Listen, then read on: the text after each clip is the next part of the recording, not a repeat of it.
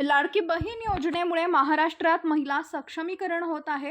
योजना संपवण्याचा विचार करणाऱ्यांना सडेतोड उत्तर देऊ उपमुख्यमंत्री अजित पवारांचे महिलांना भावनिक आवाहन.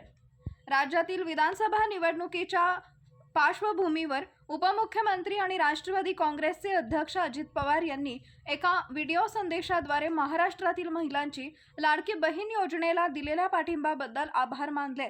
महायुती सरकारच्या माझी लाडकी बहीण योजनेच्या यशाबद्दल बोलताना अजित पवार म्हणाले की या योजनेनं महिलांना स्वावलंबी बनवून सक्षम केलंय.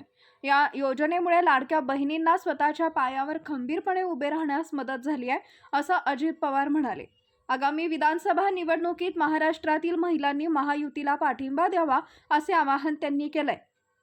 आधी या योजनेच्या व्यवहार्यतेवर आणि नंतर त्याच्याच अंमलबजावणीवर विरोधकांनी सातत्यानं विरोध केलाय आणि ही योजना अंमलात आल्यानंतर आता पैसे येत असले तरी निवडणुकीनंतर ही योजना बंद केली जाईल असं विरोधक पसरवतायत. लाडकी बहीण योजनेबद्दल सांगताना अजितदादा म्हणाले की महिलांनी आपल्या कुटुंबाचा उदरनिर्वाह करण्यासाठी छोटे व्यवसाय सुरू करण्यासाठी पैशांचा वापर केलाय. दुसऱ्या एका घटनेत एका महिलेनं 2 महिन्यांचा हप्ता आणि स्वतःच्या बचतीतून शिवण यंत्र विकत घेतलंय. राज्यभरात अशा अनेक महिलांच्या यशोगाथा समोर आल्याचं त्यांनी अधोरेखित केलंय.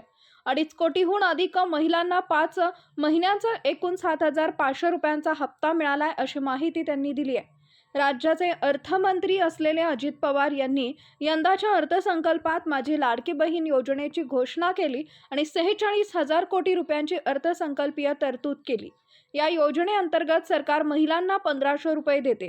विरोधी पक्षातील अनेकांनी ही योजना बंद केल्याचा दावा केला असला तरी तुम्ही माझ्या मनगटावर बांधलेल्या प्रत्येक राखीची मी शपथ घेतो. मी ही योजना कधीही बंद होऊ देणार नाही, असं अजित पवार म्हणाले. निवडणुकीनंतर महायुती सरकारकडून योजनेच्या निधीत वाढ करण्यात येईल असंही अजित पवार म्हणाले. महिलांनी दिलेल्या पाठिंब्याबद्दल आभार मानत अजित पवार म्हणाले की महाराष्ट्रातील माझ्या बहिणी आगामी निवडणुकीत ही योजना संपवण्याचं स्वप्न पाहणाऱ्यांना चोख प्रत्युत्तर देतील. माझ्या मायबहिणींनो आणि बहिणींनो नमस्कार. गेल्या काही आठवड्यात तुम्ही मला जे भरभरून प्रेम आणि माया दिली त्याबद्दल मी अंतःकरणापासून ऋणी आहे. दरवर्षी राखी पौर्णिमेला प्रत्येक बहीण आपल्या भावाला राखी बांधते, पण तुम्ही तुमच्या या दादाला हजारो राख्या बांधून मला जगातील सर्वात भाग्यशाली भाऊ, भाग्यशाली दादा बनवलं आहे. यावर्षीची राखी पौर्णिमा मी कधीही विसरू शकणार नाही. तुम्ही दिलेल्या प्रेमानं आणि माझ्यावर दाखवलेल्या विश्वासानं माझी जबाबदारी आता लाख पटीनं वाढली आहे. तुम्ही दाखवलेला विश्वास सार्थ ठरवण्यासाठी, तुम्हाला लाभ आणि त्यातून बळ देण्यासाठी तुमचा दादा तसोभर देखील कमी पडणार नाही, हा माझा वादा आहे आणि तो मी शेवटपर्यंत निभावणार. 3 महिन्यापूर्वी जेव्हा मी महायुतीच्या सरकारच्या वतीनं राज्याचा अर्थसंकल्प सादर केला तेव्हा मी शेतकरी, कष्टकरी, युवक युवती आणि विशेषतः माझ्या लाडक्या बहिणीच्यासाठी काही महत्त्वाच्या योजना जाहीर केल्या. तुमचा हा दादा नुसत्या योजनांचा घोषणा करून थांबला नाही, तर त्या योजनांची अंमलबजावणीसुद्धा केली. या सर्व योजनांच्यामध्ये सगळ्यात महत्त्वाची योजना म्हणजे लाडकी बहीण योजना. माझ्या लाडक्या बहिणींना, मायमाऊलींना स्वतःच्या पायावर भक्कमपणे उभं करण्यासाठी आणि त्यांना स्वावलंबी बनवण्यासाठी मी अर्थमंत्री म्हणून उचललेलं हे सगळ्यात मोठं पाऊल होतं. दुर्दैवाने आमचे विरोधक लाडकी बहीण योजनेसंबंधी माझ्या मायमाऊलींच्या मनात भ्रम पसरवत आहेत.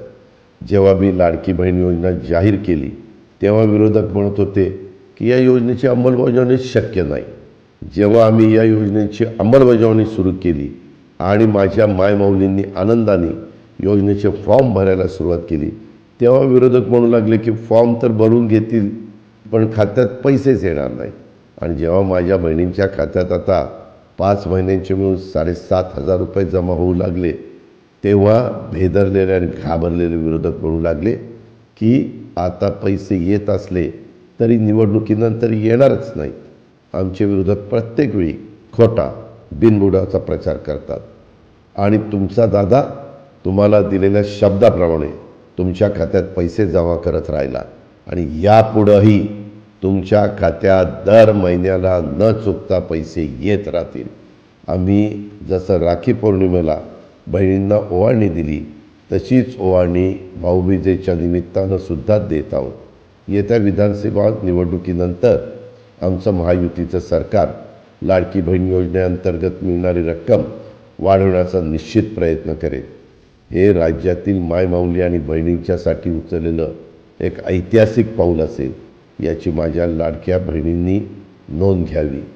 याला जोडूनच मी अजून एक महत्त्वाची गोष्ट माझ्या बहिणींना सांगू इच्छितो की माझ्या काही विरोधकांनी उघडपणे जाहीर केलं आहे की निवडणुका संपल्यानंतर ते ही योजना बंद करतील.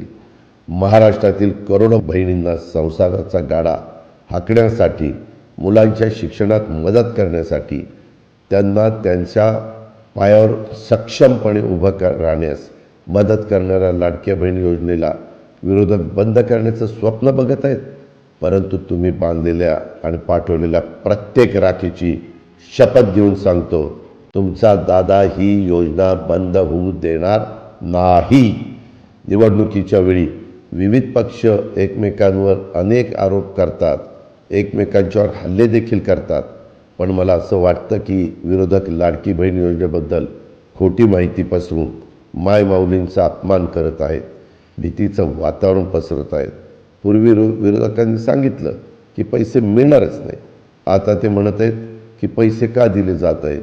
याचं उत्तर माझ्या भगिनींना द्यावं लागेल. विरोधक म्हणतात की महिलांना थेट पैसे देणं व्यर्थ आहे. त्यांना मी सांगू इच्छितो की मागच्या 2 महिन्यात मला हजारो बहिणी भेटल्या.